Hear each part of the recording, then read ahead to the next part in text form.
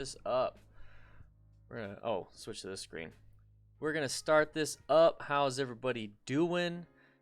Dan the fireman here. It's a good day. It is a good day. Let me double check all these things. Let me know how the audio sounds to you. We are going to be having a good time. All right, so we're gonna be going over some of these crashes. Excuse me, sorry. We're gonna be going up some of these crashes. There we go. Color correction. I think that was on. We'll leave color correction on. There we go. All right, so we're gonna go over some of these Hey, audio's good. What's up, Scott? We're gonna go over some crashes, and then we're gonna go ahead and figure out, what to do, how to do all these different things. I don't know. I'm having a good time. Today's a good day. I got to play some video games for the first time in a long time on my Twitch channel. That's not the priority.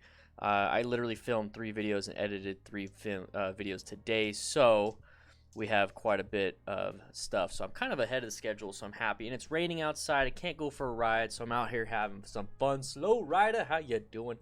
João Carreira, hopefully I said that right, from Portugal. Speedy Guns, Lion, thank you for jumping on to the Twitch stream. All that stuff. Jonah, how you doing, dude? How are you doing? So guys, I'm gonna go ahead and I'm gonna tell you guys to join the Discord. So the Discord is absolutely free. I want you to join the Discord because you get a lot of the up-to-date stuff. Since it's a chat room, I can say and do quite a bit, and it makes it a little bit easier to get a hold of you guys. Always got a ride around isn't too bad. Yeah, it's not too bad out, but I'm at home. I'm having a good time. Got my Xbox controller, as you can see right there. Dude, thank you. I really appreciate it. I'm having fun, and it's a great story. I'm playing the Jedi Fallen Order game on there. So, anyways, we're going to be going into this type of stuff. Now, this video is absolutely brand new. As you can see, it says Motorcycle Crash Compilation number 1. There's no links to anything in here. No comments. In fact, I'll just go ahead and put hi. No comments. Now he's got a comment.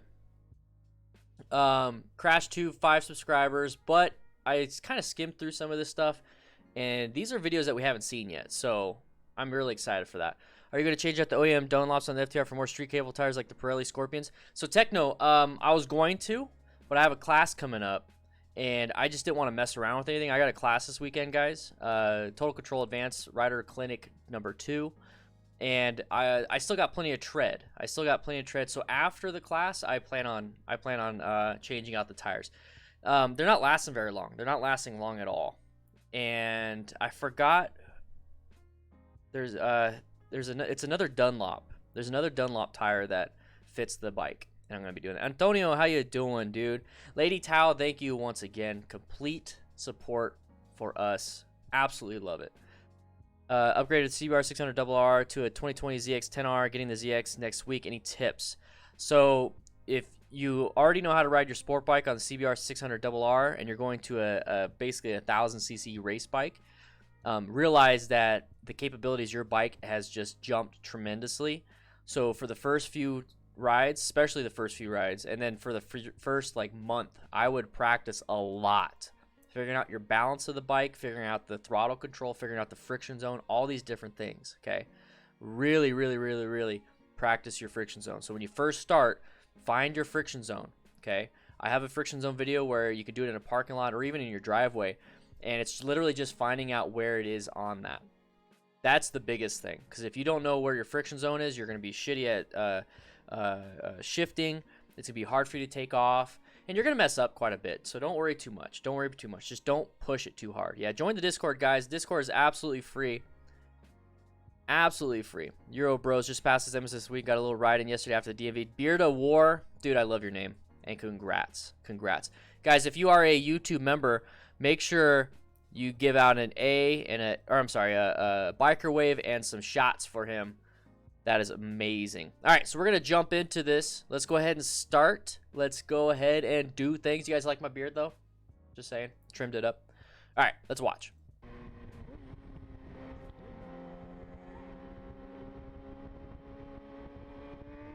Power wheelie. Oh.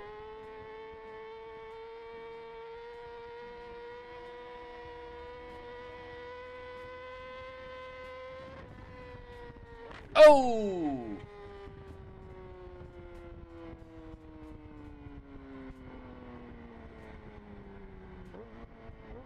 Look how far that bike slid. That's insane. So, what's happening here is the guy with the camera, it's a rearward facing camera, and he's doing wheelies.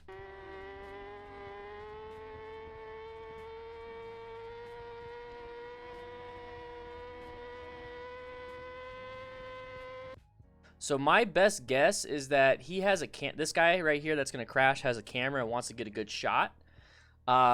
Here's the thing: if you have something in your path of travel, you are at the mercy of that thing in the path of travel.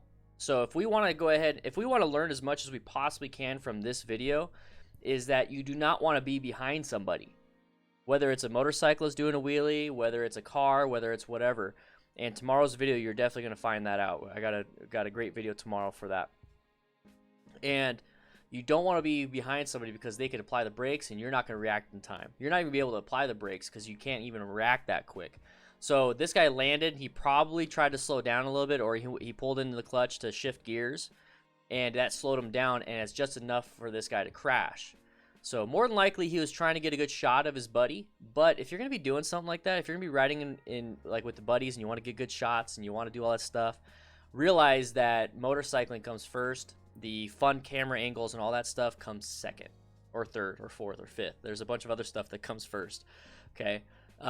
When I film, when I do stuff, especially when I'm riding with Nikki, what I do is I'm literally just pointing my chin. I'm like this. I'm doing this right here. 1 second. I'll put it to this.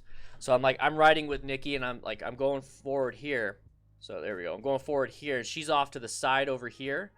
So what I do is I'm like doing this. I have my GoPro on my chin. I'm doing this. I'm like looking at you guys. I'm looking at the road, but I'm pointing my chin over to her because I know the camera's going to get her, but I'm keeping an eye on traffic. You guys can't see that when I have the mask, or the visor on, but I'm doing this. Same thing. I'll do this. I'll get good shots of scenery, but I'm still looking at the road. So you could still be away from somebody. You don't have to be directly behind them to get the shot. So that's kind of what you want to do when it comes to that. What's up, Ferritin? How you doing, dude?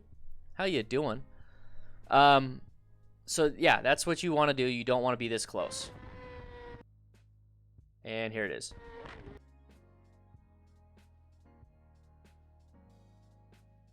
So I don't think he was trying to get a shot. I don't see a camera anywhere. I think he was just being that close to his buddy. Oh, this was easily 100 miles an hour. Easily. Because look at where the initial crash is. And then you can just start counting 1 motorcycle, 2 motorcycle, 3 motorcycle, 4 motorcycle. In fact, we don't even have to do that. It's 21 seconds at this point. See how far he's sliding? Bike is still sliding. So the video shut off and it was still sliding. It's 11 seconds of this bike sliding. That is a very high rate of speed. 11 seconds and this guy is sliding. So gotta watch out for that. What's up, Mario? How you doing? Very high rate of speed. He did have full leathers, so his abrasion resistance is gonna be okay. But at that speed, I mean, hopefully it's gonna save him. So he's got motorcycle riding leathers, racing leathers. So a lot of impact resistance and a lot of abrasion resistance, but he's starting to go off the edge, and now he's going to start hitting debris and objects at a high rate of speed, and that's what's going to cause a lot of problems.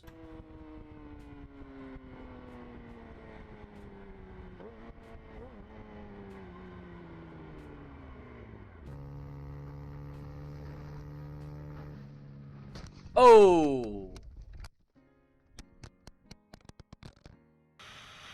Oh, wow.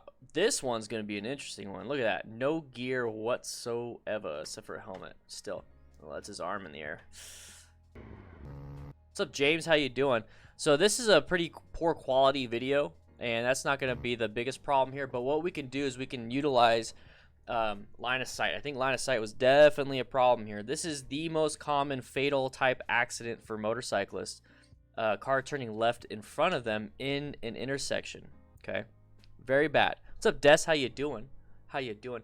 Guys, we also have patrons over there. So we have 468 patrons. Let's see if we can get back to 500 patrons. If we do that during the stream, you definitely get a shout out, guys. You definitely get a shout out. Same thing with YouTube memberships. Click those links in the chat. All right. So this is going to be the vehicle around this silver vehicle that's going to hit us. But let's take a look at the situation that played into that. Okay, I know it's blurry, but even so, what's up, Dolly? How you doing? Either so, you need to watch out. So when we're coming up to an intersection, be very aware of what we're doing. We're going into a hazard zone.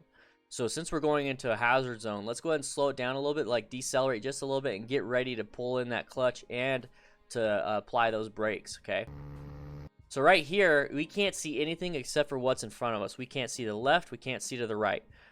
That means the people that are on the right and the left can't see us because these vehicles are blocking. So our line of sight is obscured by this bus and these vehicles. Now we have a vehicle that wants to turn left in front of us, and it's being obscured by this vehicle right here in our turn lane, in our left turn lane. So the turn lanes are blocking us pretty bad.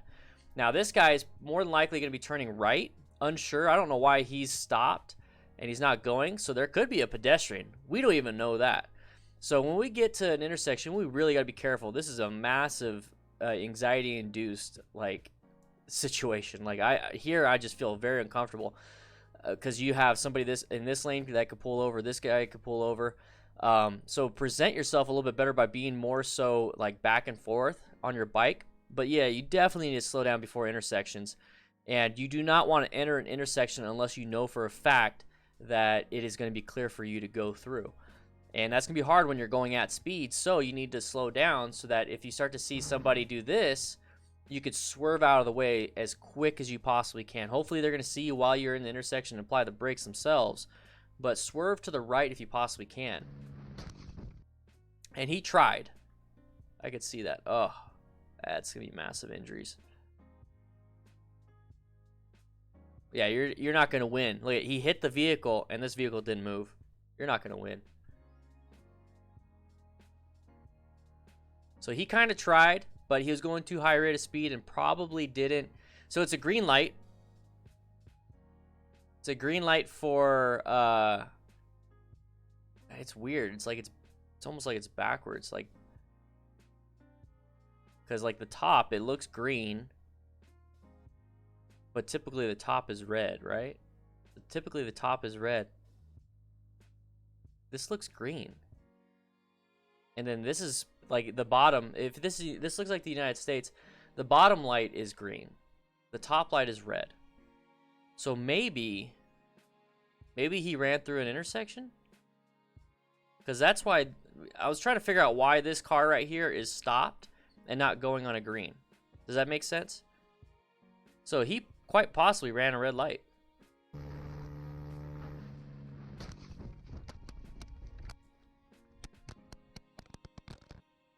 Yeah, I think he had a red. So don't go through intersections at red lights. That's gonna be that's gonna be the biggest thing. That's gonna be the biggest reason why he crashed, is that he obviously went through it. Or not obvious, because I couldn't figure it out. See, that looks green though. Maybe it's just because of the poor quality of the video. Don't go through an intersection when it's red. And if you're wondering why vehicles are stopped while you're like, oh, it's green, then maybe something is not right. And if something's not right, then you need to slow down anyways. So either way, you need to slow down and present yourself better.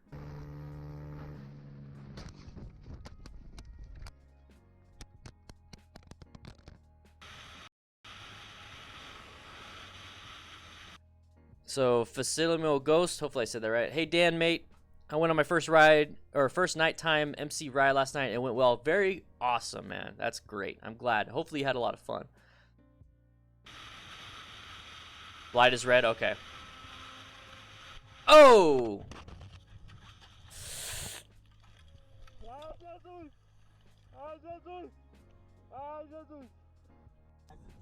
Oh my gosh.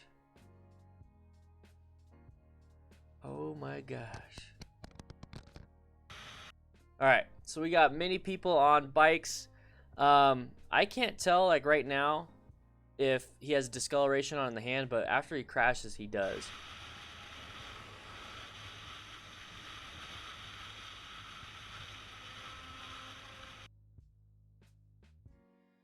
This is why lane filtering can be bad. Here's the thing. Not everybody wants to stay in the left lane. People want to pass vehicles and get in the right lane. So typically the left side, the left lane is for passing. So he's passing this truck and he's going to get back over. Now, if you're going at a very high rate of speed, this vehicle will not see you at all. You're either going to be like this small blip when he does look, or it's just not going to register in his brain or in his mirrors that you're doing this. And if he does see you, Bryson Sams became a YouTube member, boys. Thank you so much. Crash Tube, hey, look at that. We're watching your video, man. We're watching your video. So, in this area, if you're speeding, the person, that, even if they look in the mirror, you're like a tiny dot, and they're making a decision based on the fact that you're a tiny dot. So he's going to move over. He doesn't recognize that you're going to be anywhere near him when he moves over. And he obviously didn't even expect that this motorcyclist was going to lane filter between these two vehicles. So we're going to have issues there, and that's why you don't want to lane filter or you don't want to pass vehicles on the inside, basically. So what happened here is this person off to the left with the passenger is being very dumb. They shouldn't have done this, but he's doing a smarter version of a lane passing, lane filtering, because this vehicle, the white car, is going to turn right. He's not going to turn left into the shoulder, all these different things. So he made a better choice in his reckless riding compared to the person that we're watching right now making their choices. And Bryson Sams upgraded to DDFM crew member from DDFM first responder. Dude, thank you so much. That means a lot. Hey, it says you're 2 memberships. So he's going to hit this vehicle because this vehicle wants to get back in their lane. This wasn't a vehicle doing any type of malicious act. This vehicle is just trying to get back in their lane. So once you start to understand how these vehicles act, or these drivers act, and the typical driver psychology, you'll start making better decisions for yourself. As you grow, how you doing, man? Welcome. So he's gonna get clipped here. So there's the impact. So no gear, no nothing. He's gonna get all the impact, everything transmitted into him, and that's not good. Sorry, I had the audio on silent this whole time. Sorry about that, guys. I didn't realize that. So he's gonna have shoes flying off. Pieces of him is gonna fly off. His hand is on the ground, so his hand's gonna go down just like a typical reflective response, and then boom, road rash. Now you're gonna have road rash and impacts to the body. Same thing, you're gonna start tumbling. So your knees, your elbows, all the pointy bits that stick out is gonna get hit. Hands, all that stuff. Nikes, yeah, guys. Hey, we got Nikes. Let's get some Nikes in the chat. What's up, Bryson?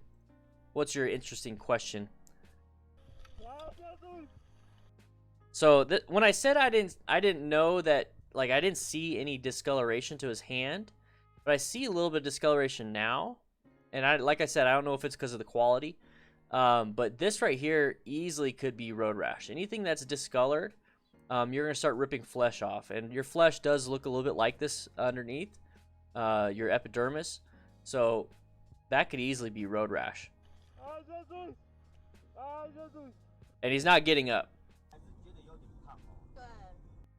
So, one second. Would you recommend a lot of high-vis gear for people who ride at night or evening? Just asking because when I get my bike next year, I was going to try and get mostly high-vis stuff. People I know don't like high-vis. So, high-vis is going to grab people's attention, but it's not the best. I would say it's like an extra 5 to 10% protection, which is, you start adding in all these little different things, you're going to have a good protection. But I'm going to tell you right now, guys, 80% of your protection comes from you recognizing hazards and how you deal with those hazards.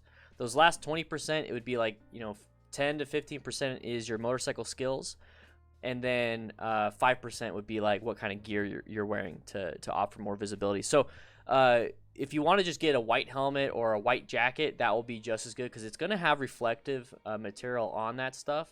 So go ahead and just do that. So it's up to you. High vis, you can't go wrong with it. So it's definitely better than just like all black gear. How many miles in saddle makes you no longer a bare bones beginner? That is an interesting question. Miles in the saddle, I don't trust miles in the saddle. You can do 1,000 miles straight in a straight line, and then you can have more miles than, let's say, somebody that put in 50 miles in a parking lot. 50 miles in a parking lot is quite a bit, but 50 miles in a parking lot practicing your emergency braking, your emergency swerving, your figure eights, your U-turns, because you want to figure out how you do counterbalance, that's way better than the dude that rode 1,000 miles straight. So to me, to get out of that bare bones beginner is honestly just to take a class. Take an MSF BRC1 class. You're going to get more out of that than somebody that's got 5,000 miles just going to work and back. I think that's the way it works. Let's see. Can people jump off a car at 60 miles an hour so they ride with no gear and speed up? What? Greetings from France. How you doing, man? Flip.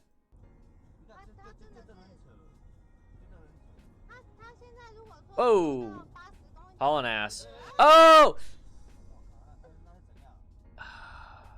Oh! Oh! That's a fatality. That's easily a fatality.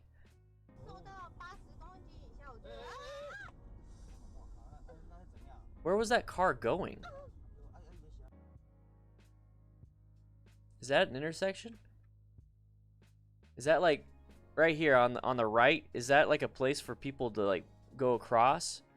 Because he looked like he was just going straight across and not merging. Looks like he was trying to go into here and haul butt. Literally did not see the motorcyclist. Did not see the motorcyclist going way too fast. Way too fast. That's true. Okay.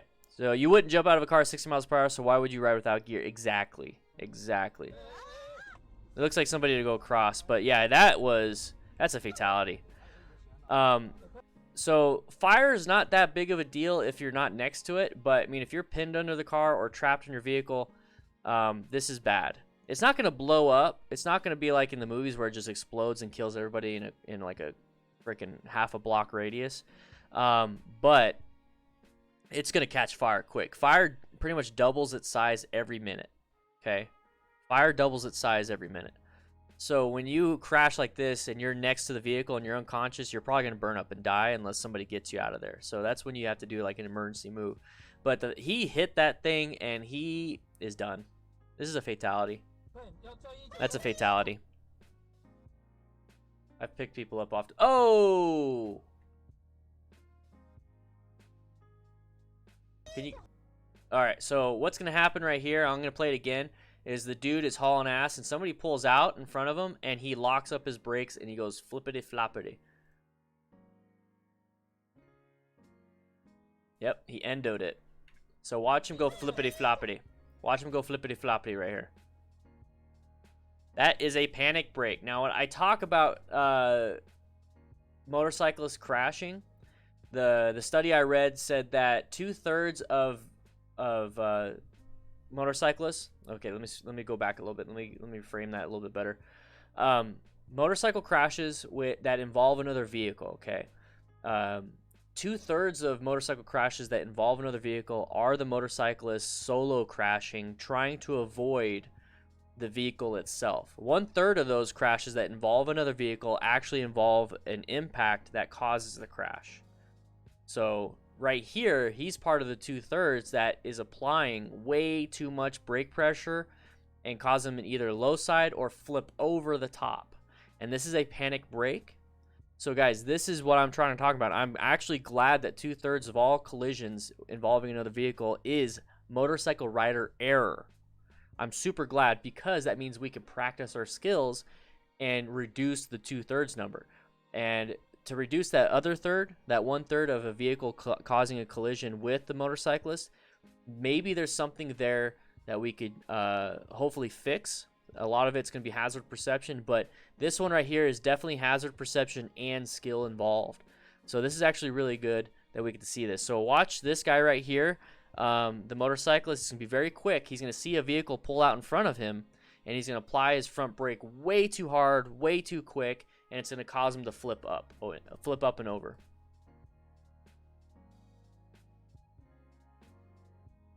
And then you're going to see his body slide across the ground. More than likely, not fatal, but very severe injury. He's going to slide across the ground. Oh. So he finally did impact the vehicle. So after he fell and hit the ground, he slid into the front tire and then bounced off of that. So that's a very hard impact. Hopefully he survives. And I just realized this person right here on the bike entering the intersection has a child on the back with no gear. Definitely not the United States. Oh, here we go. So this wasn't the impact. Like, he didn't impact this and fly off. Okay, what happened here is he slid and the bike hit it, and then he hit this tire. So this is when I look at this is a mechanism of injury. So to completely disregard the motorcyclist, when I see this, we have what's called compartment intrusion, and depending on how far that compartment was basically pushed in to the cab, can really tell you what type of injuries this driver could have. So this is actually pretty decent compartment intrusion right here.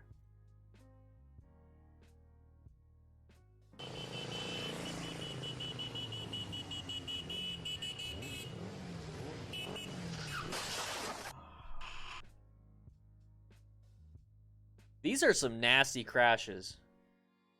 These are some nasty ass crashes, guys. So just like anything, before you start to move and you start to do things, do a head check. Now, he did do a head check. So he's turning his head a little bit and then he's making his move. But he didn't look far enough because you can see this motorcyclist coming in at a high rate of speed. Now, group rides, this is one of the dangers of group rides. Okay. You can have an asshole that's going to ride like crazy. This is one of those dangers of group rides. And just understand that when you do a group ride, that this is a hazard that is associated with it, so you need to take extra precautions when it comes to group rides for this. Now, typically, you don't have to do these crazy extra precautions when you're riding solo. You just have to watch for cars. But typically, when it comes to group rides and other motorcyclists, there's that ego that plays, and then you're going to have somebody doing this. If you're on a scheduled group ride, like if it's something with like a massive permit and then you have people blocking traffic and you have these people, just for instance, my Distinguished Gentleman's Ride, we had people hauling butt to get to the front to block traffic at intersections. So when you have that understanding, you know you should not be getting off and moving it out of people's way. And if you do, you got to be extra careful. So here's that impact. Okay. So you're going to have, I don't think he hit him in the left leg. I think he hit that rear tire just perfect. So the person on the left that hit him is going to have more so an ejection mechanism injury. So he's going to hit something and basically stop. Or slide across the ground and then hit an object and then stop. That's going to be very painful and deadly, or fatal, I'm sorry, and easily broken bones. Now, the guy on the right, the one that got hit, he's going to have, his brain's going to be sloshing back and forth. So more than likely a brain injury, and then whatever impacts he's going to have. Like, right now, his brain just got sloshed before any impacts to his body. So that's going to be a massive amount of force transmitted into his brain. When I see this accident, all I see is just insane trauma. Like, just insane trauma. Like, both legs broken, both arms broken, spinal issues, ribs broken, internal bleeding, brain injury, traumatic brain injuries, unconscious or barely conscious. That's just nuts. That's just nuts. Very dangerous. Very dangerous. There's just like too much trauma to go over. Like, this is multi-system. There's just way too much trauma to go over on this one. The mechanism of injury is super high. Somebody's gonna be flown out or pronounced dead on scene. Oh my gosh. You missed some crazy stuff, Michael, but we're getting through some of these things. Guys, if you'd like to support the channel, swing on by Patreon, guys. Swing on by Patreon and help support the channel. The Patreon supports the After the Ride channel and the Dan the Fireman channel. I'm trying to bring you guys some really good safety-oriented motorcycle tips, and the After the Ride channel is a podcast. So if you guys would like to join that, that'd be great. Just swing by and click the subscribe button. I want everybody to do that. You know, we have 100 viewers right now. We have 100 viewers. Click the youtube.com/aftertheride, my latest comment. Go over there, subscribe, and come back. Okay, you guys are missing some of the information that I talk about on Dan and the Fireman by not being a part of After the Ride. Okay, so if you're not subscribed yet, leave this video right now, go subscribe, and then come back. Okay. You know, I won't play right now. I won't play any. I'll answer some questions. I won't play anything right now. That way, when you come back, it'll be perfect. So, guys, go over to After the Ride, subscribe. All right. So, guys, got any questions? Got any questions for me? Our latest super chat was Robert. AA Ron is the top donator of the month. Bryson was the latest YouTube member, and then Muhammad Salman was the newest subscriber. Thank you, guys. I really appreciate it. Didn't even have to leave the sub. Awesome. You didn't even have to leave the sub. Guys, do that. Subscribe. Please, please, please. It's gonna be badass. It's gonna be badass. And it's on Spotify. All the stuff on there is on Spotify. Okay. So I have it on Spotify. Any questions? Any questions? I mean, I could throw back. I can go back in here. I can go back in. You want me to go back in? I don't think you guys have any questions. If you do, I'll just answer them. How about that? What's up, Mason? How you doing, boy? Here we go.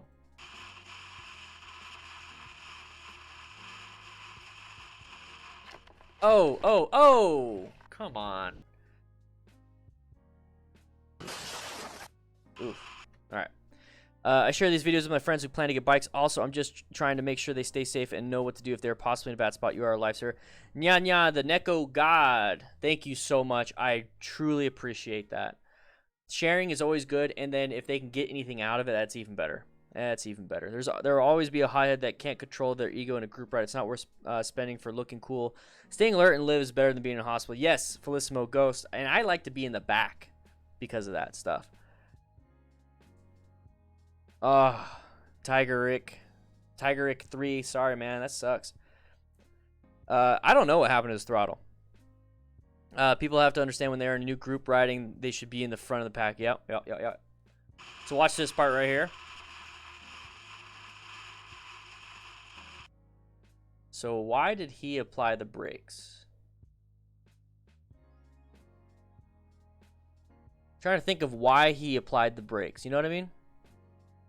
Now, this is not an area to pass. It's a double yellow. And I'm assuming it's the same laws that we have here. It's a double yellow, but I'm trying to figure out why this guy in the front applied the brakes. Maybe he saw a hazard. Here's the thing, guys. When it comes to passing vehicles, especially if you're in a group ride, if you're passing vehicles in a group ride, don't go just because your buddy up front went. Don't go just because he went. You go when it's your turn. You go when it's safe for you to do so. Okay? It's just like in a car. So maybe something happened where the guy in front decided it's not a good idea. I need to slow down and get over back in the lane. So the guy that is with the GoPro should never have been in the opposite lane in the first place.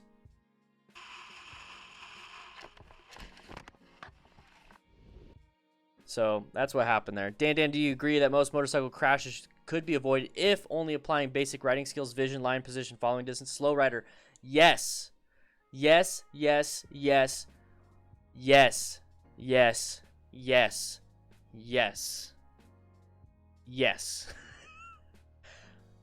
That is why I focus on the beginner. Because there's so many people wanting to go to these advanced tips and advanced skills, and they still don't follow the beginner skills. They don't practice or do the basic stuff. So why are we going from just barely riding to advanced stuff? Why? If most I honestly believe most crashes can be avoided by utilizing proper line of sight, proper hazard perception, basic motorcycle skills. And then once you figure that out and you just removed most of the types of crashes that could happen to you, then let's remove the rest of the types of crashes that can happen to you by getting advanced skills like trail braking and pretty much that. There's a bunch more advanced skills like pretty much hanging off the bike to do really good body positioning so that when you go into turn at fast speed, I mean, like there's all these, a lot of the advanced stuff, guys. I want you guys to understand this. A lot of the advanced stuff is for racing, is for going faster. It really is what it is. I mean, you could take turns a lot better, you know, with proper advanced skills like trail braking and then all that stuff. But I mean, slow look, press, and roll will do the same thing. I don't know. I'm gonna get on a soapbox. I'm not gonna do that this one. Yeah, Firefly. I mentioned my MSF instructor. I'd like to take the advanced class. Say get 3,000 miles under your belt and sign up for the advanced course. Absolutely. Yeah, exactly. So you need to be able to at least get a solid foundation of a basic skills before you move on to advanced. Yeah. Oh, 1 second. We got one more. We got a few more questions. Sorry, guys. Dan, the winter is closing in. Would you say there are any conditions that you would not ride in? Last couple of days have been super frosty. If it gets super frosty, no, I won't ride in that. Just because there's just so many added factors. I mean, it's like, I start playing the cost analysis on this. It's like, how bad do I need to get to the store on a bike? Do I? No. So I'm not going to do it. Yeah, you need to learn emergency braking first. Snowy Alaska today, your videos are inspiring me to get back on a bike. Miss my dirt bikes, but always wanted to be on the street. Thanks for giving good opinions, for being safe. AK Kyle 907. Well, thank you from Alaska. That's awesome. Oh, you hear that? He's scraping peg on a sport bike.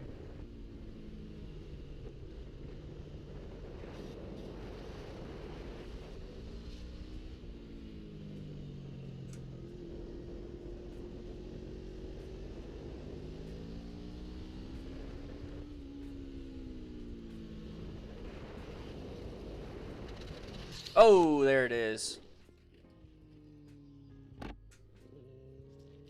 Looks like a fun road, but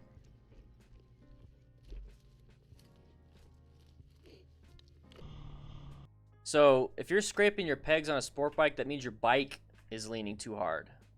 Now he's got somewhat decent, let's go back a little bit more. So he's got somewhat decent body positioning, but he's probably just going too fast. I think he just went too fast. And then you got the oncoming traffic, got to be watching out. So that right there, see how he has his head? He's looking where he wants to go. It's really good.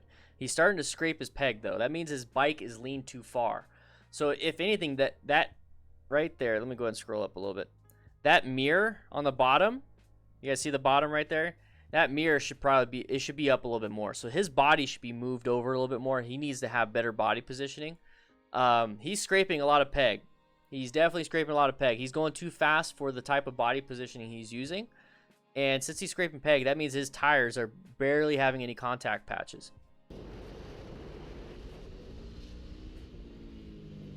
So he's looking where he wants to go, and that's good, but he's pushing that bike down way too hard. Body position plays a huge role in how to keep your bike upright.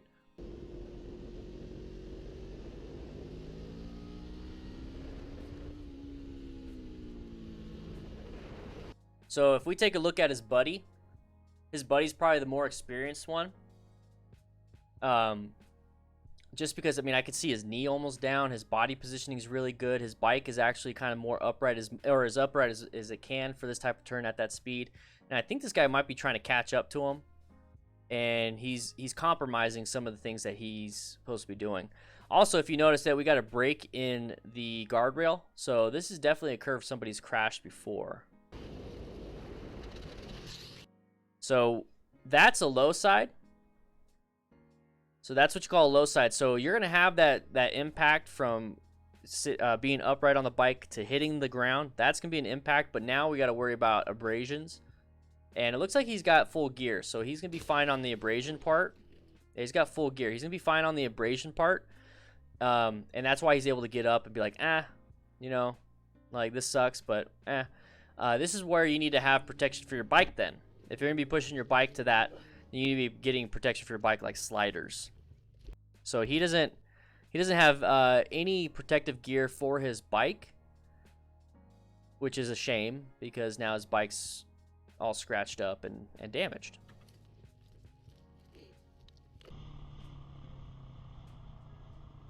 Oh, lane filtering situation.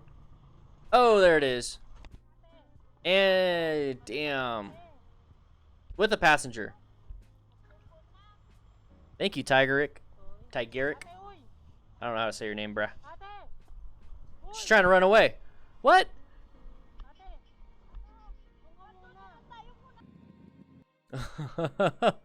That sucks. She's got to be in some type of pain, but she wants to get away. That right there, this image right here, is a very common concern when it comes to lane filtering in a city. You're not going to see this on the interstate if you're lane filtering and it's just traffic is slowed down, but this is one of those things you got to be careful of. And we've actually seen this type of thing happen with another motorcyclist. This woman right here, another motorcyclist lane filters but then cuts between traffic to get in our lane. This has actually happened many times before. So as a lane filtering person, you got to be careful with anybody coming in between these little spots, especially when you have a passenger. So he's ready. I'm assuming it's a he. I don't know. So he's kind of ready. He's got his fingers on the brakes and he's got his fingers on the clutch. He's ready to pull all those in just in case something happens. But there's not much you can do. He didn't even... So that right there, the shift, you see how you can see a lot of the handlebars? And then when we go over to here... So why do we see less of the handlebars now? Why do we see less of the bike? That's because he applied the brakes. He's applying the brakes and his body weight is shifting forward. Does he have enough stopping distance to stop before hitting this person? No. That means we're going too fast. We're going too fast for the situation. Sometimes you're not going to get away from this though. This is a lot like a deer coming out of nowhere. So this is where having appropriate gear is going to be very important for those situations that you don't have control over. But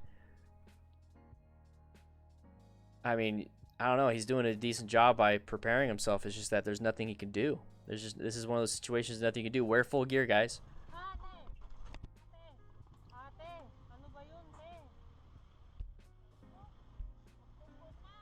Yeah, you really only want to go about 10 over with stop traffic. Stop traffic, even if you're going 5 over, that's better than going 0. So let's not do 20 or 30 over because you're definitely not going to have enough time. 10 over is good. Yeah, Antonio Rodriguez, exactly. Going too fast for almost stop traffic.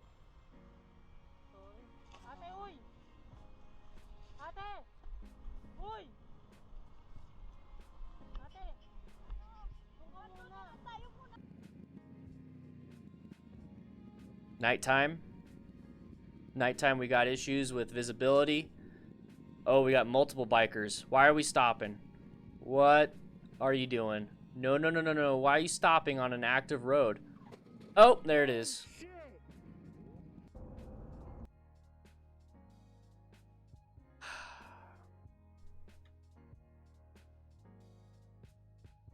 We're stopping on an active road. Michael Giza, I would go 10 over. 10 over stopped traffic. That's still 10 miles an hour. I mean, 10 miles an hour is still very painful if you crash, but you have better reaction time because you can see things sooner. What's up, Robert? I'm sorry I missed you, man. Robert, how you doing? Robert Malasek. Yeah, Dark Horse. Guys, don't stop on a road that has active traffic. I mean, it's fine to stop on a road, but be off to the right because more than likely people are going to try to avoid going off the road. Being on the left side, especially when you have the gore line, you know, this is the gore area on the off ramp and on ramps.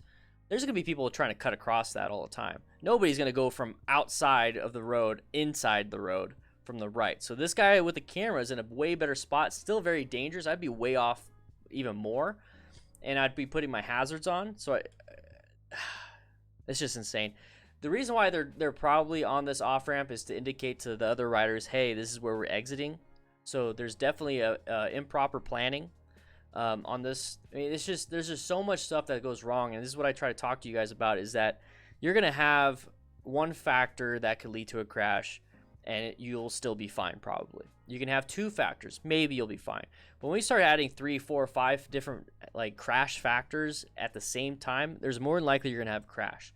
So a crash factor here, it's nighttime, so you got poor visibility. Another crash factor here, you're stopped on a lane that has high level of traffic.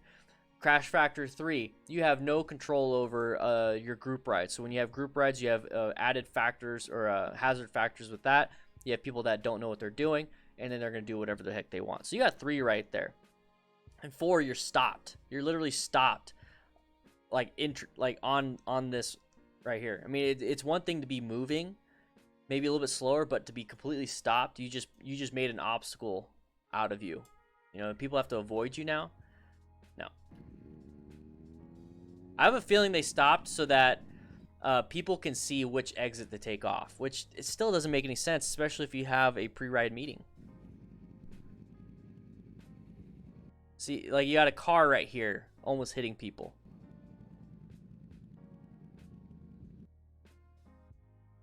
So we have a group of riders wanting to come, and this is now they know this is where they need to get off.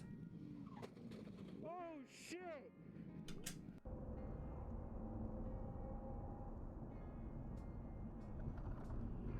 Oh. I didn't even see what happened. He's not skipping because it's fun. He's skipping because his leg hurt for a little bit. Oh, he's leaking. He's not going to ride that. He's leaking. Let's see what happened.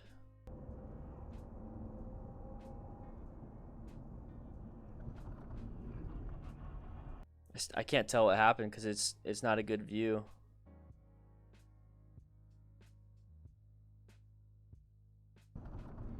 Yeah, he hit something before we could see what happened.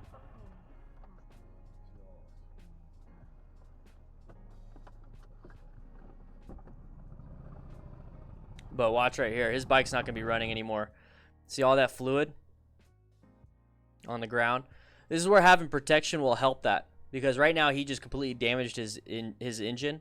So having sliders will protect your like your transmission, your crankcase, your engine, all that stuff. It's going to protect all that.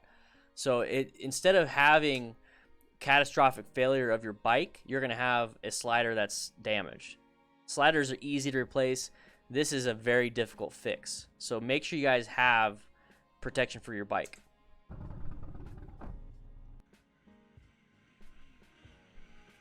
Practicing wheelies. Oh. Oh, no. So he did a wheelie, and then he stopped basically in front of somebody. So proper following distance for the motorcycle in the back. The motorcyclist in the back is the one in the wrong.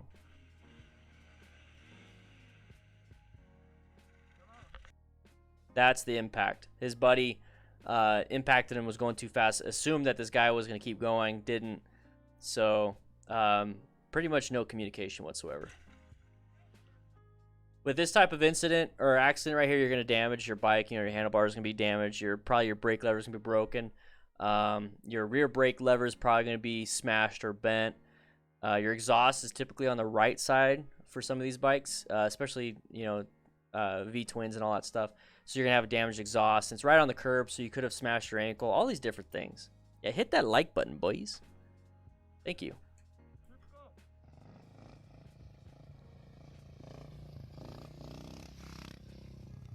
It's a supermoto. Oh, looped it. So he looped the bike. It's pretty standard when you loop the bike, but when he fell, he hit his butt first. So you're going to damage your tailbone. Easy to break your tailbone. And that's going to cause bladder issues, bowel problems. So you're going to have problems basically pissing and pooping. And then you're going to put your hands down. So let's see if he puts his hands down. Let's see. Yep. His left arm went down a little bit. You're going to have injuries to your arms and then your back and the back of your head. So easy to have a concussion, all these different things. Guys, if you'd like to support the channel, if you noticed, right next to the chat, it says support what we do at patreon.com/DanandTheFireman. We have 468 patrons total. If you would like to support the channel, because this video, these live streams tend to get demonetized. The coccyx, yeah, the coccyx is your tailbone. These videos tend to get demonetized, so those of you at Patreon, you're pretty much supporting everything I do when it comes to motorcycle safety related. It's $2 for the bottom tier, but you still get quite a bit. If you would like to do that there, that'd be great. If not, there's a little money symbol at the bottom of the chat. The money symbol at the bottom of the chat, you can join as a member, or you can do a super chat or a super sticker. The most recent super chat was Robert Malasek. And then we got our top donator right here of Aaron for the month, okay? And then our latest YouTube members right here.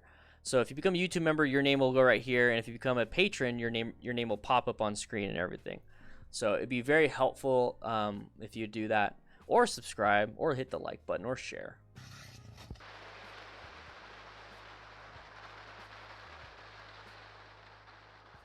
A little too wide. Oh, he could have made that.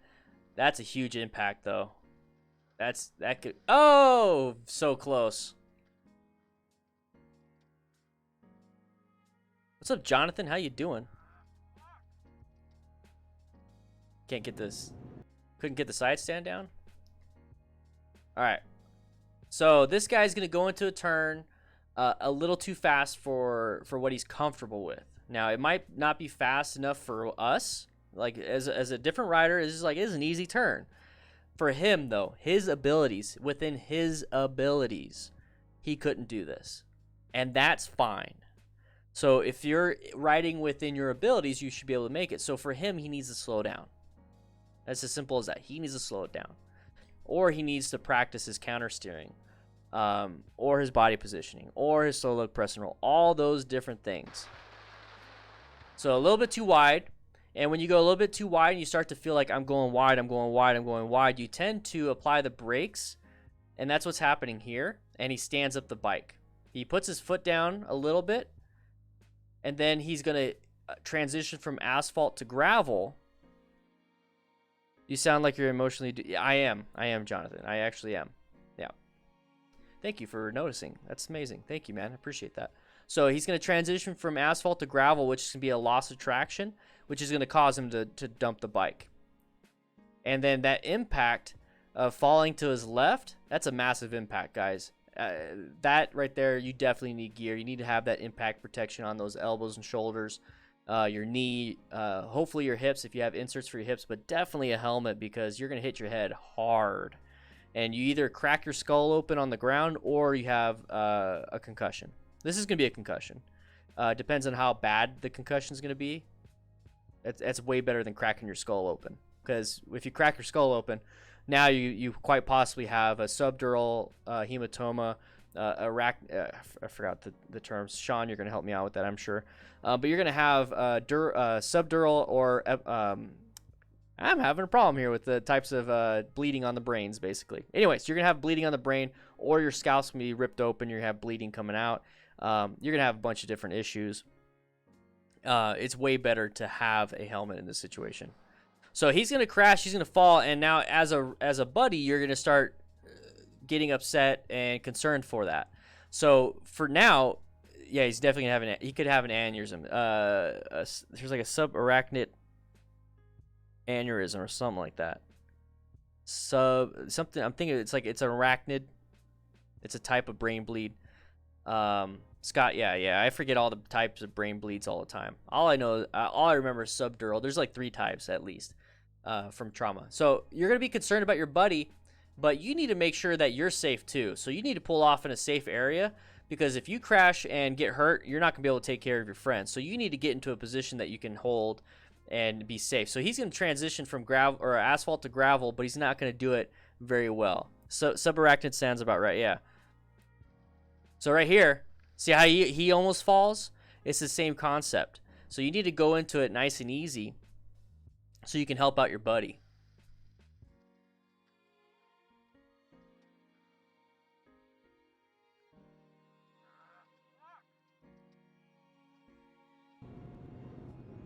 We've seen this one. I actually did a video on this one.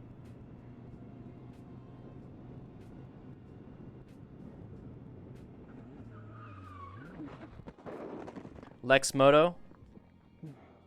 Okay. So this one was a panic brake, and this is the video I did a video on this, and this was a panic braking moment. Pedestrians were moving across. The vehicle in front of them applied the brakes. We didn't realize it until last second. We applied too much brake, and then we dumped the bike.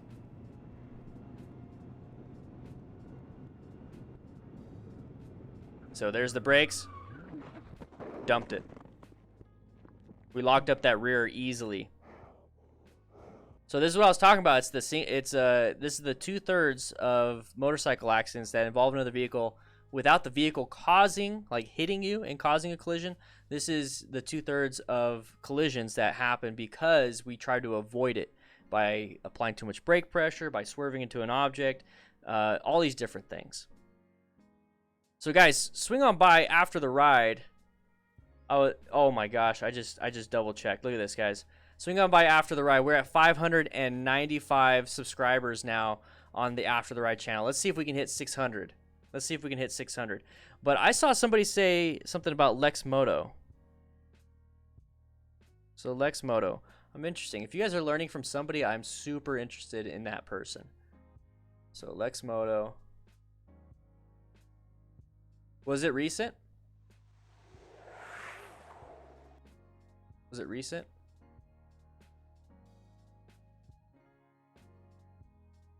Somebody said they learned something from Lex Moto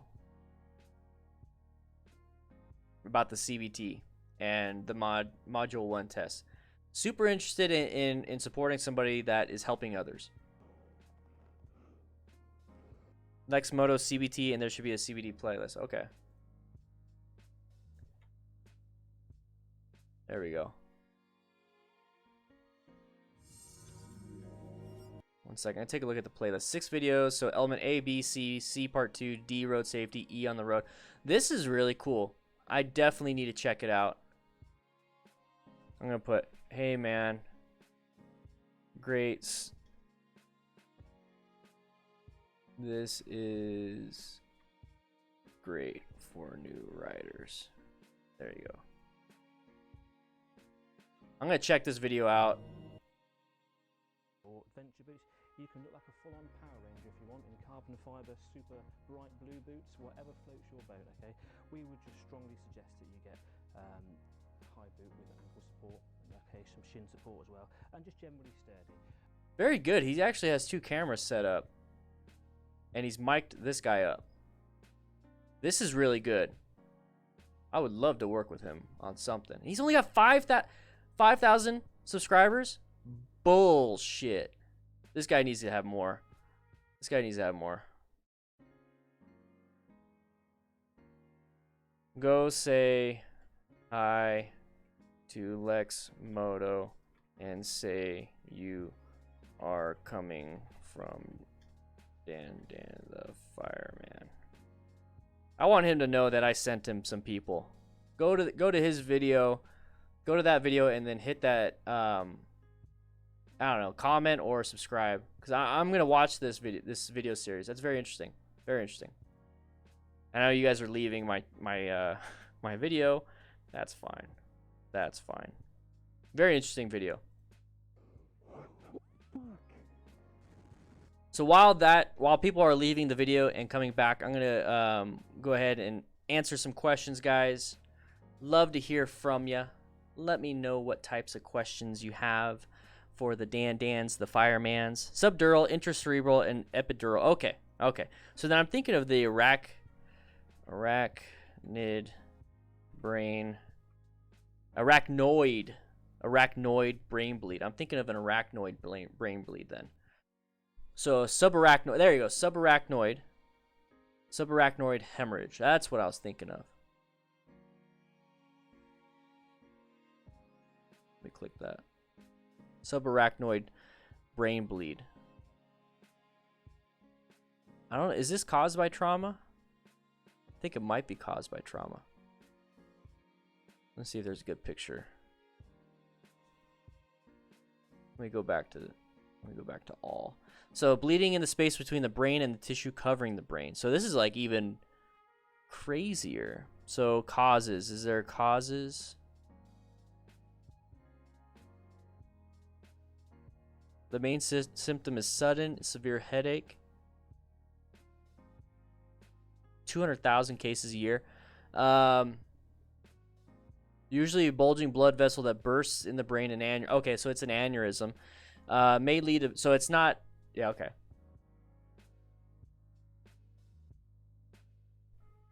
Life-threatening stroke. Oh, type of stroke. Oh, okay, so it's a type of stroke. Caused by ruptured aneurysm, AVM, or head injuries. Okay, so this is definitely, okay, I get it. Interesting. Lex Moto is a motorbike manufacturer. How am I missing that then? That's really interesting though. I've never heard of him. What is the most important thing a rider needs to know to be safe? Let me just go back to this. What is the most important thing a rider needs to know to be safe on the road? You need to have, that's a good one. What is the most important thing a rider needs to know? That it's dangerous. Motorcycle riding is dangerous. Extremely dangerous. With that knowledge, that you know that it's extremely dangerous, then you should be asking yourself that question, why? Why is motorcycling dangerous? What's up, Phoenix? How you doing? Why is motorcycling dangerous? What causes the danger? A motorcycle just sitting there by itself is not dangerous. So what causes the danger? Is it me as a rider that causes it to be dangerous? Yeah. So me as a rider causes it to be dangerous. What about traffic on the road? Does that make it dangerous? Yes. Okay, what about the road itself? Is that dangerous? It can be, yeah. What about, anything and everything? Like, why? I need you guys to ask yourself these questions. Why is this dangerous? Why is that dangerous? But at the end of the day, it's dangerous, so we need to understand that. So how do we mitigate the danger? So when we say, well, motorcycling is dangerous, what causes it? I can cause danger with the motorcycle. And why is that? Well, lack of skill. Okay, lack of skill could be a danger. What else? My vision. If my vision's not good, that could be a danger because I need to see hazards. So you start to go down the rabbit hole, and it's one thing to say motorcycling is dangerous. It's another thing to say motorcycling is dangerous, but why is it dangerous? That's what I think most people forget to do, is asking themselves, why is it dangerous? And that is huge. And people need to understand why it's dangerous, because that means you understand the risks. That means you know how to mitigate the risks. Is there an option to mitigate that risk? So if we say, well, motorcycling is dangerous because you can crash and then you can get severely injured or die. Okay, well, why? Well, because you crash. You hit the ground at high rate of speed. Well, is there an option to, is there a way to wear gear? Is there a way to wear protection, like a seatbelt? Like, I'm coming from a perspective of not knowing anything. So is there like a seatbelt? Is there like airbags? It's like, well, no, there's gear. So you can wear a helmet, you can wear a jacket, you can wear a glove.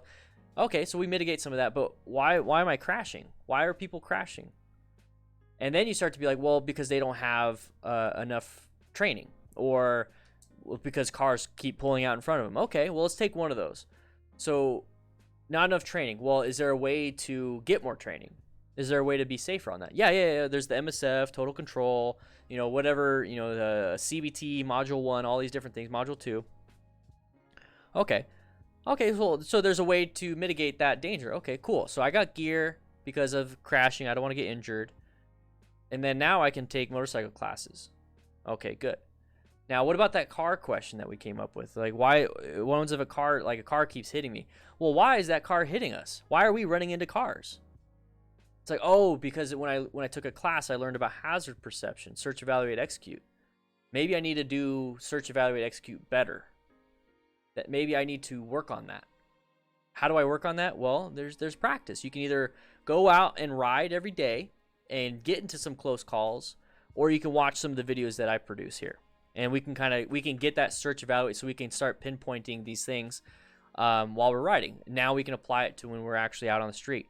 Okay, well, I see the hazard now. I see the hazard, but I don't know what to do. Well, now you can practice and do another class, or use the information from your class, or go to ddfmcrew.com and do some of the parking lot exercises so you can get better. So you start finding out why is something dangerous, especially okay, well, we're still with motorcycles. So why is motorcycle dangerous? We start to figure out why motorcycle is dangerous. Why? Cars coming out. Well, I need to do better at search and evaluate and execute. Well, if I crash, I'm going to get road rash and have broken bones. Well, I'm going to wear gear, and I'm also going to ride within my limits. Oh, what's that? And then we start going down this rabbit hole of how to mitigate and find out and figure out all these different things on how to stay safe on a motorcycle. So to go back to your question, man, let me scroll up a little bit. Let me see where I'm at. Where is it? What? Okay. So Alan Taylor, what's the most important thing a rider needs to know to be safe on the road? You need to understand that it's dangerous, and then you need to understand why it's dangerous, and then you need to look for solutions to those problems. And that's what I do. That's all I do. I find a problem involving motorcycling in terms of safety, and I find out why is it a problem, and then I try to figure out what is out there to solve that problem. And then once I figure out what's out there to solve that problem, I create a video.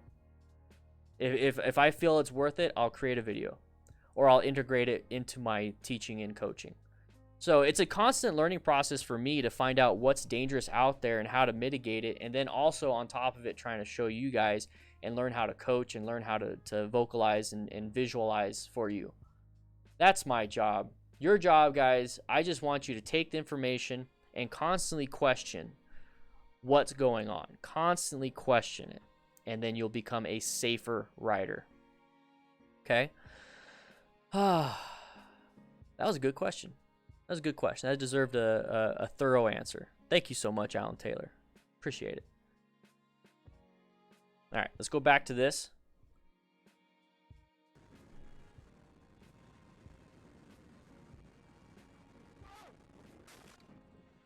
That's exactly what I'm talking about. Exactly what I'm talking about. High rate of speed. Very high rate of speed. He waved at the guy. He's being courteous, whatever, all that stuff. So it's a decent guy. It's not a guy that's like causing problems and being an asshole. This is just something that he was going at a high rate of speed. Since you're going at a high rate of speed, guess what? The vehicle turning left in front of you cannot judge how far or how close you are and how quick you're going to get to them. They cannot judge that. There's just last second they're like, oh crap, somebody's here. That's what's going to happen when you go at the speed, whether you're in a car or on a motorcycle. On a motorcycle, it's even more dangerous. I don't know if the road's wet. I think it's just the way the camera is positioned. He's got he's actually, you could barely see it. He's got a shield. He's got a windshield right here. You can barely see. You can see the brackets.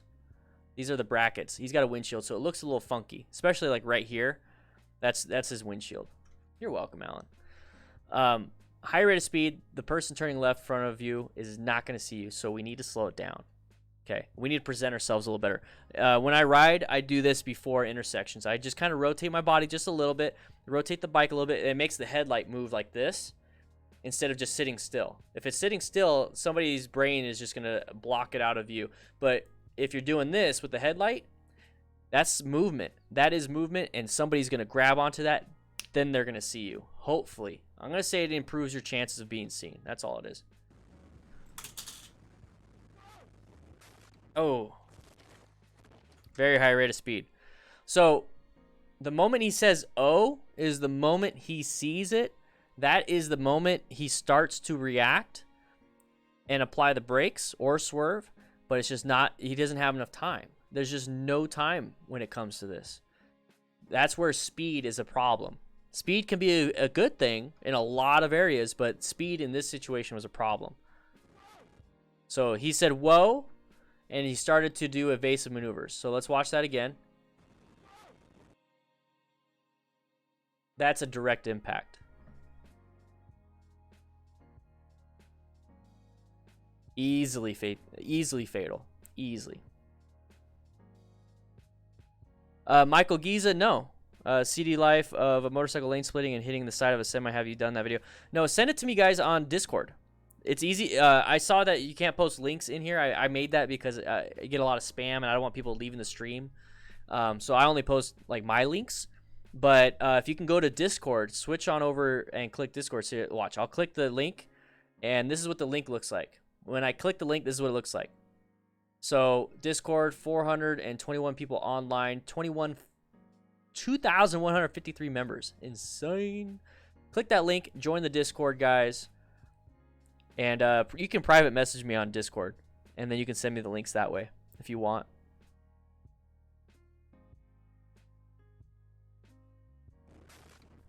Yeah, we're definitely friendly on Discord, guys.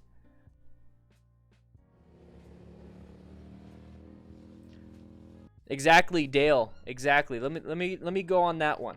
Let me go on that one. So everything a person does is dangerous, but risk management helps mitigate most of the dangers. We do not want to lay in bed all day to escape dangers. Now, there's a lot of people out there that will just lay in bed all day to escape the dangers.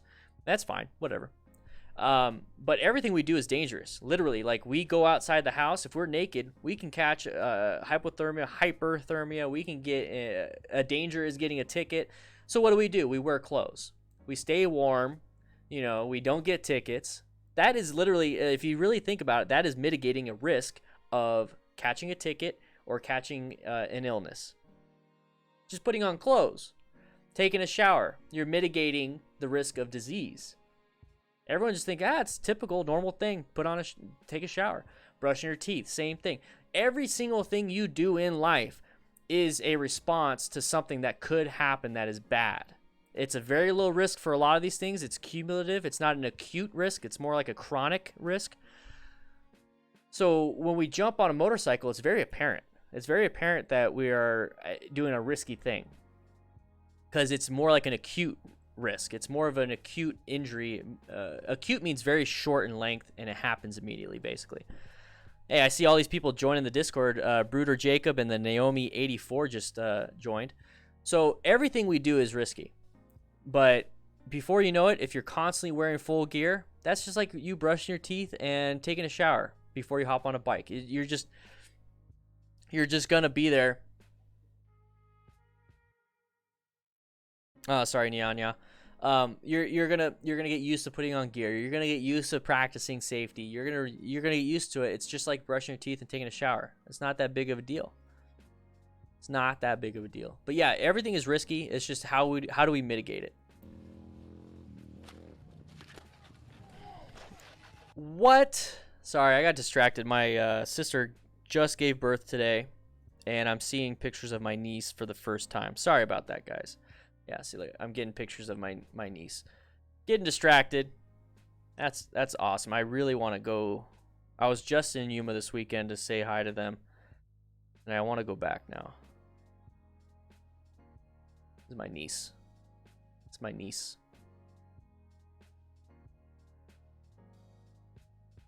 So, I don't know. Anyways, sorry, I'm getting distracted. We're over the hour anyways, so we'll see. A little bit too wide.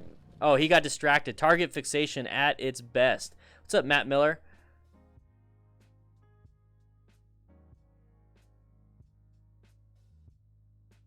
I'm going to see if I can borrow this footage because this is definitely a target fixation problem. So this is a typical corner. This is something that happens. I think it's Mulholland Drive in California. And he's in a good line. He's in a good everything. But then we start having this problem. We have somebody in our field of view. Yeah, let's get the patrons up too. Yeah, that'd be a good idea. We have something within our field of view. And we're going to focus on that. When we focus on something that is not relevant, like what's relevant in this situation is focusing on the road. So you can have target fixation on the road, and that's better than having target fixation on the cyclist. Target fixation in of itself is not a bad thing. It's not a bad thing. It's bad when you focus on it too much or you focus on the wrong thing. Target fixation is not a bad thing. Just like speed. If I just say speed, that's not a bad thing. You need the right amount of speed for the turn. You need the right amount of speed for U-turn. So speed itself is not bad. The right amount of speed is what's good. The wrong amount of speed is what's bad. So target fixation. Target fixating on an object that is not pertinent to what you're trying to do, or what's not important to what you're trying to do, that's bad. Target fixating on an object, let's say the road exit, is not bad as long as you don't focus on it too long. I mean, once you see the exit and you got your target fixation on that, move on to the next. You know what I mean? So right here, he's going to go ahead and start riding. He's doing fine. He's got a good line. Look, he's got a good line. He's on the inside. Why did he go on the wide on the outside? Why did he stand up? Let's go back. So I'm going to play it at 75% speed. So why did he stand it up? Why did he stand the bike up, and why did he go from the inside at a relatively good speed to the outside? This is where we talk about why is motorcycling dangerous. Why? So why is he doing this? And then how do we use that information to present it for ourselves? Prevent it for ourselves. So he's doing fine. He's doing fine. Why is he standing up? Why is he standing up and going wide? Why did he go from there? Tigeric, no, not yet, man. I wish. 2020 is going to be amazing. I can't wait. Why is he doing this? I mean, how is he doing it? So I see right there, full send, exactly. So he's hitting the brakes when he saw the cyclist. So that's how he did it. That's how he did it. I am like so hyper-focused on why. So hyper-focused on why. So how he does it, that's one thing, okay? So now we're going to jump into, well, how did this happen? Okay, well, he applied the brakes, you know, the physics of it all. Applied the brakes, he stood it up. Then he went right into him. That's how he did it. But why? On top of that. Why did he apply the brakes? He was already doing fine. Why did he apply the brakes? Why did he stand it up? And that's the target fixation. So now you have two parts of that problem. You have, well, if I apply the brakes, I stand up the bike in a turn, I could slow down and stop. If I target fixate, I go towards that object coupled with applying the brakes and standing it up. So now we have two parts of that problem. It's not one thing that caused it. It's not this thing that caused it. It's like I said, those multiple factors. Target fixation is one factor. Applying the brakes is another factor. Standing it up is another factor. That's three factors in this situation. And then obviously having a pedestrian on the side is probably the fourth. That is the problem. That's what causes the crash. You can target fixate on the cyclists, but then never straighten the bike up and then never apply the brakes, and you just continue on your line. You could still fixate and you won't crash if you know what you're doing. Another thing is that if you applied the brakes and you stood it up, you could probably keep it within the line if you're focused on where you wanted to go. So you never target fixated. So you see how if you combine every single thing into this, it's going to be a recipe for a crash. Those are all ingredients. Those are all ingredients for the recipe. Got freaked out.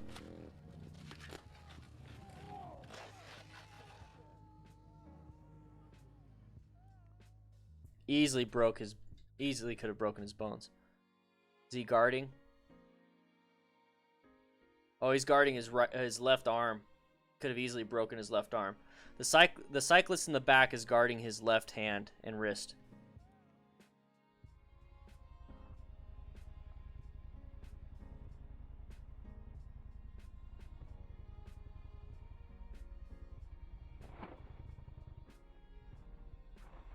Oh!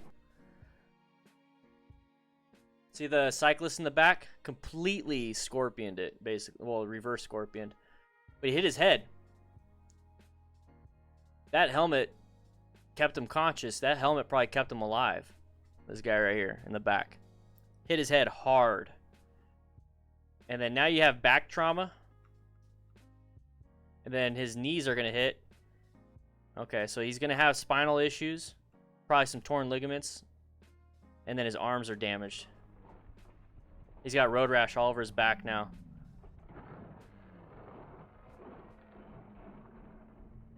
Ay, ay, ay, ay, ay.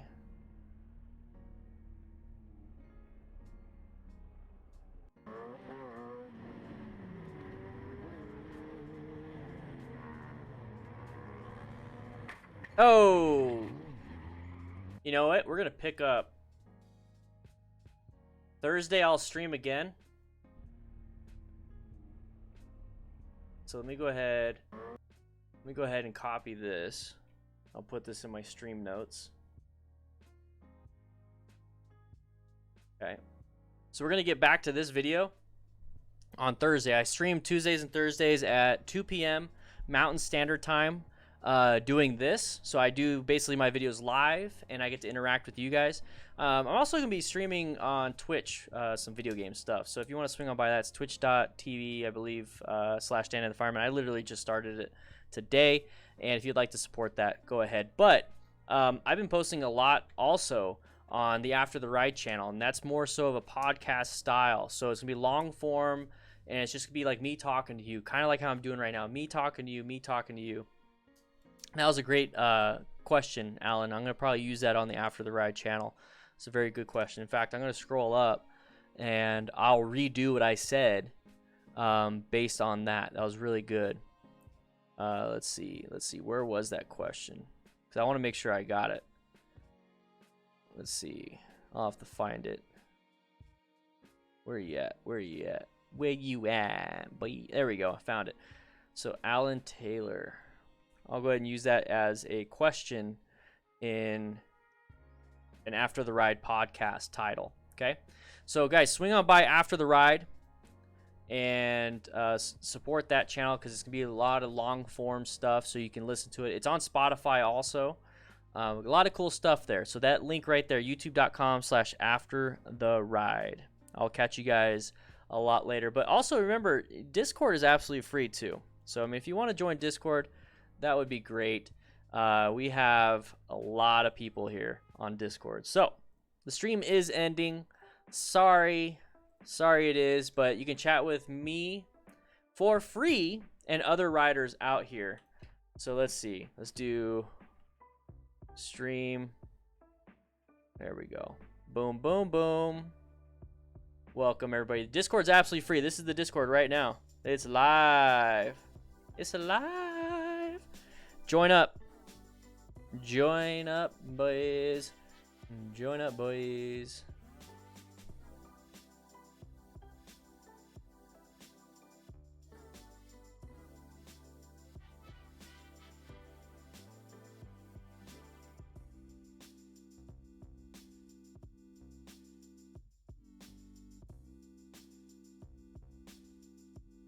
Bio Lizard Gaming just joined.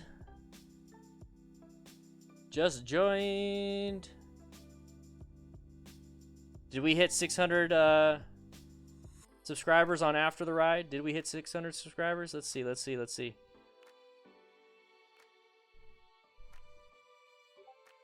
Yeah, boys. We hit 601. Thank you, guys. Let's see if we can go even further.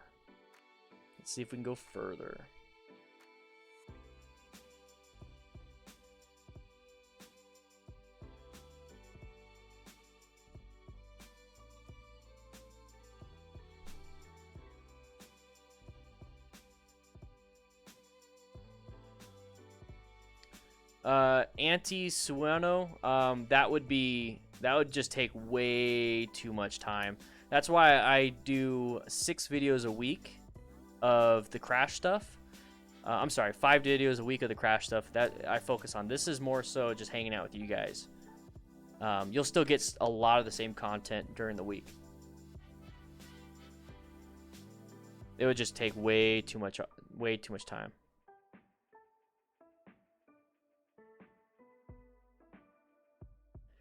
James Wiley, I'm playing the Jedi Fallen Order game.